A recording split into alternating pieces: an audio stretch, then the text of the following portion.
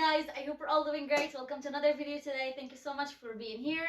As you can tell by the title, today is gonna be my favorite reads from 2020. I saw a lot of people posting this and I was like, I'm gonna wait a little longer just because I had other videos I wanted to upload at the end of the year. And anyways, there's no bad time for posting this kind of videos. I love watching favorite people's books because that gives me a lot of recommendations. So I'm doing the same thing. 2020 was a crappy year, but at least I read 100 books.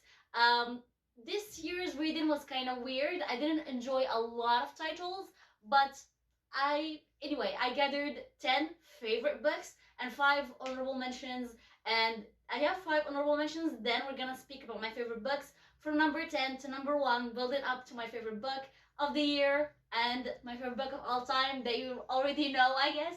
But anyways, let's start the journey and speak about the honorable mentions first. So for the honorable mentions, I have 5 books, 4 physical copies and 1 book I only read on my tablet. So I'm not gonna speak a lot about these books because I've already think spoken enough. So I have Loveless by Alice Oseman, 5 on 5 stars.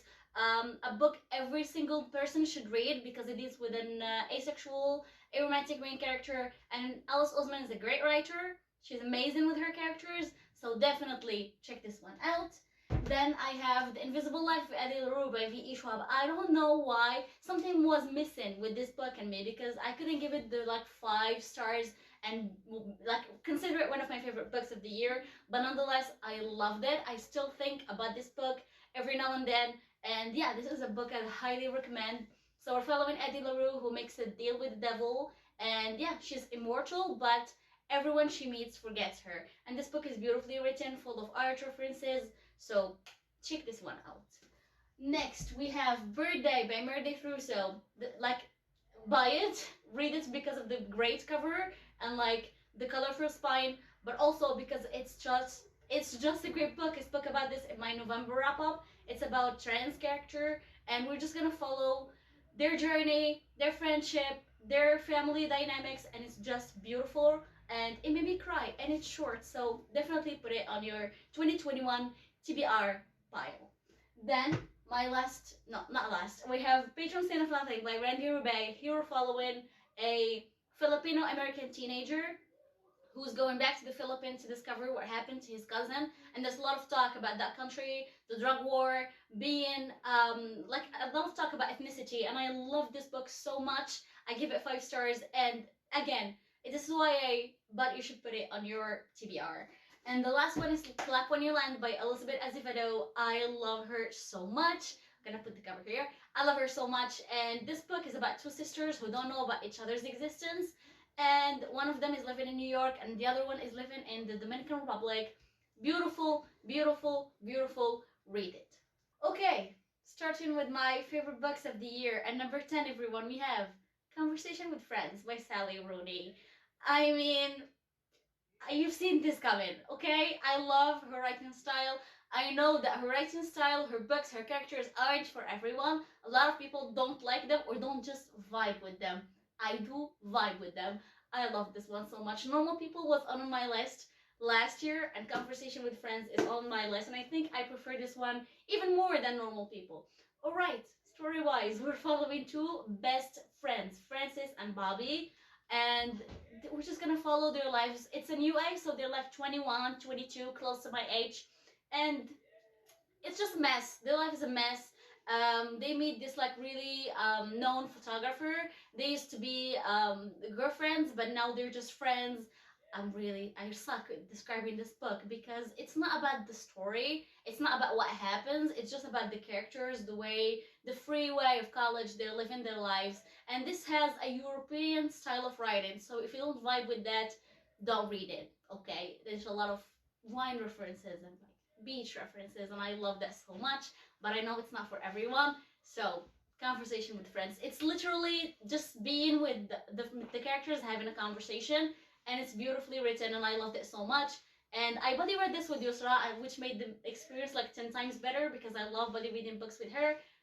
And yeah, that's Conversation with Friends on number 10. At number 9, we have There Is the Grey Is Not Okay by Adam Krob.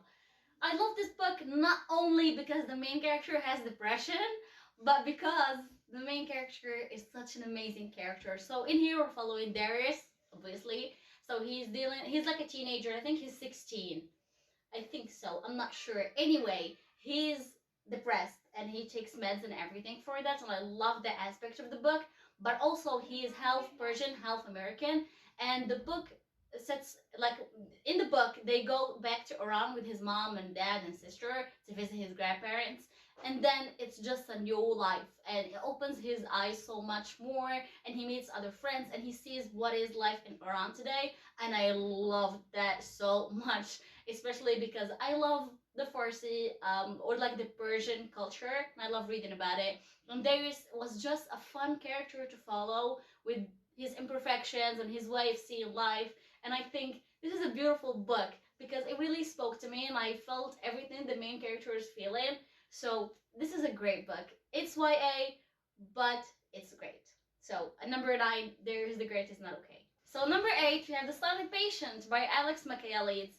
I can say this is my favorite thriller of all time. Since I read this one February 2020, can't stop thinking about it. And I wish I can see a movie adaptation. I wish I can play the main character in a movie, but I just wish I can see a movie adaptation of this because it was this good, okay? So here we're following Alicia. I was gonna look for the name, it was there. Alicia, she's a painter, she's a well-known painter, married to this amazing photographer and then living like the high life. And then one day, the police discovered that she shot her husband, painted a certain painting, and then she goes silent, she won't speak. No one knows what actually happened that night. And now we're following Theo, who's her new therapist, trying to figure out what happened. And I didn't see the plot twist in like a mile away, and I don't care. This is my favorite thriller. It took me off guard. It was so entertaining and the build-up is insane. I want to shove it in everyone's face. Like, I literally, go read this. If you didn't read it, go read this. And I can't believe he's making another book and it looks gorgeous and I can't wait. I love this. Go read it. If you like thriller, go read it. Don't like thriller, go read it. It's that good. So at number 8, we have The Silent Patient by Alex Michaelides. Alright, since 2020 was my year of discovering and loving romance novels, at number 7 we have Fix Her Up by Tessa Bailey. I don't own a physical copy, but it's alright. So Fix Her Up, the title or the title is kind of dirty. The cover looks cute. It's a dirty book, okay? So we're following Georgie, who is literally a clown. Like, her job is a clown, and she had like the biggest crush on her brother's best friend, who's like a baseball player, and yeah, friends to lovers, a lot of situations, a lot of tension. I love this one so freaking much. If you like romance, especially like adult romance, and I don't think people who don't like really strong romance would like this, but me, as a romance lover, completely loved it. Devoured it, I think, in a day. And to this day, I still go back and read passages, and I loved it so much. So it's just funky, and it's fun, and it's sweet, and it's on my list, okay? Number 7, Fix Her Up. Tessa Bailey. So at number 6, another romance. Maybe Someday by Colleen Hoover. If you watched my last video, my 2020 wrap-up, every book I read, you'd notice that I've read a lot of Colleen Hoovers. This is my favorite, okay?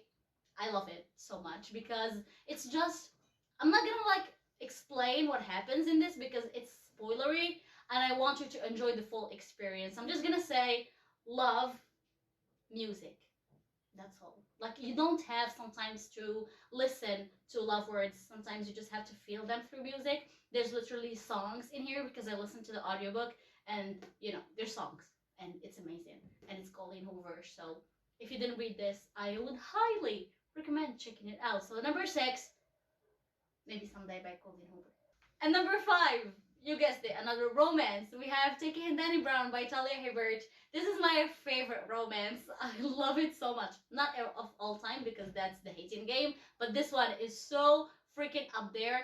This year I read Get a Life Chloe Brown, Take It and Danny Brown, and I can't freaking wait for the next book in the series following the Brown sisters. Anyway, Take It and Danny Brown, why I loved it so much? Because it's just beautiful. It's romance. We're following 2 characters from a friendship to lovers. I loved it so much because I related to the characters. It's not just a romance, but there's a lot of representation in this because we're following Dani and Zafir. Zafir is Muslim and he has anxiety, and Dani is one of my favorite female characters of all time. Just listen. She's bold. She's a witch. She's like teaching people at university. She's just amazing. She's like a main character and she knows it. And I love that so much. So yeah, I love this book. Check it out if you like romance. Maybe you'd cringe if you don't like romance, but yeah. Support Talia Hibber. So at number 4, no, at number 5 we have Take a Hint, Dani Brown. Number 4, with no surprises, The Midnight Library by Matt Haig. I love this man. I love this book. I have a full review speaking about this for like 15 minutes straight. And I love it so much. Anyway, The Midnight Library, if you've been living under a rock or, I don't know, it's Nora Seed. And she dies. And then she don't die because she goes to the Midnight Library and she gets the chance to visit every life she could have lived. And it's amazing. It's just amazing. It's here for a reason. It's a number 4 spot, means it's one of my favorite books of all time. It is. I love Matt Haig. But if you want more info about this book, check my review. I'm gonna put it in the description. Maybe you're interested. So go read this. I think you'd enjoy it. So number 4, The Midnight Library. Okay, you guys. Now to my top 3 books. At number 3, we have Kim Ji-young, born 1982 by Choo Nam-joo. This book is a masterpiece. It's short, but it's a masterpiece. And it's really simple. We're following Kim Ji-young. She was born in 1982. She's a simple woman living in South Korea today. And through her life, we're just gonna know how bad society is, especially towards women, because it's much misogynistic. I'm living in a World 3 country, so I related so much to what's happening in this book.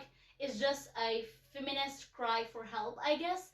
And what I like about it, it's just so peaceful. You're just following a woman's life and literally nothing spectacular happens. She's just facing life as it is. And for someone who takes life for granted, this may seem like a boring book, but it's a bold message. And I love that so much. The writer is really smart. One of my goals is to get this book in Korean because it was originally written in Korean. This is translated work. I would love to own a Korean copy and read it because I am learning Korean. So yeah, this is a masterpiece. Check it out. Please, woman or man, check it out. I think it will just open your eyes a little more on feminism today. And yeah, at number 3, Kim Ji-young, born 1982. Okay, at number 2 spot, a book I would love to slap myself for not reading before. 1984 by George Orwell. That totally rhymed. Anyway, 1984, I have an ugly ass copy. I ordered myself a new one. It's coming. I don't know when. Anyway, 1984. Do I have to introduce this book to the world? No. You already know what it's about. So, yeah, I just loved it so much. Look at my tabs and all the annotations. I analyzed the hell out of this book. If you've been living not even under a rock, like under something, under a mountain, this is a dystopian novel. I think it was written like in 1940-ish. Anyway, it's a dystopian novel about this world where Big Brother is rolling everything. There's like cameras everywhere. It's scary, but it's real. That's all I'm gonna say. I loved it, loved it, loved it, loved it. It's like literally my second favorite book of the year. So I'm so glad finally I read it. And yeah, this is a book that will stick with me forever. I'm so sad they don't teach it at schools now here. But yeah, read this. So number 2, 1984. My favorite book of the year is my favorite book of all time. First of all, if there's a change of light, it's just the sun. The weather is crappy outside. Anyway, my favorite book of the year is one that a lot of people know about because I couldn't shut up about it all year long. I read it in May. And I don't know how it makes me feel to have my favorite book of the year and my favorite book of all time is literally the most sad, depressing book ever.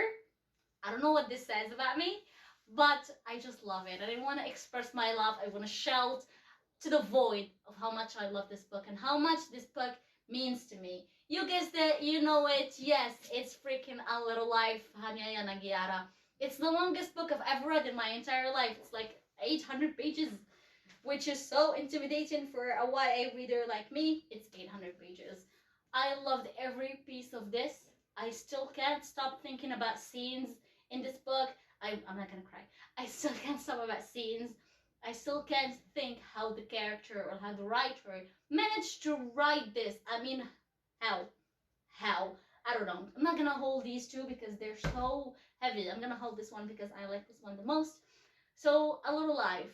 Wow, I can make a 40 minutes hour video only speaking about this book, but briefly, it's about these four friends, Jude, Willem, Malcolm, and JB, living in New York City, and we're just gonna follow their lives and through flashbacks. This book has so much potential, but it's a book I love, not a book I recommend.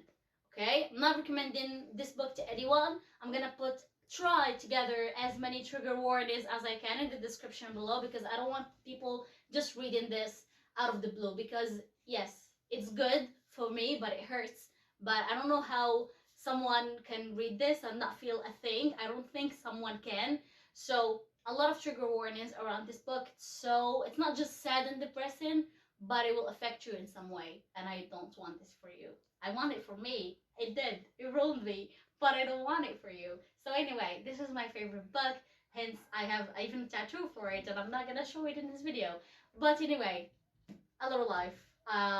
It's my favorite, and I can probably say it's my favorite book of all time. So this was my favorite books of 2020. Feel free to give me yours because I would love some recommendations for 2021, although my TBR is ridiculous. Thank you for watching. Subscribe, share this maybe, like, comment. I'm here, and hopefully I'll see you next time. Bye.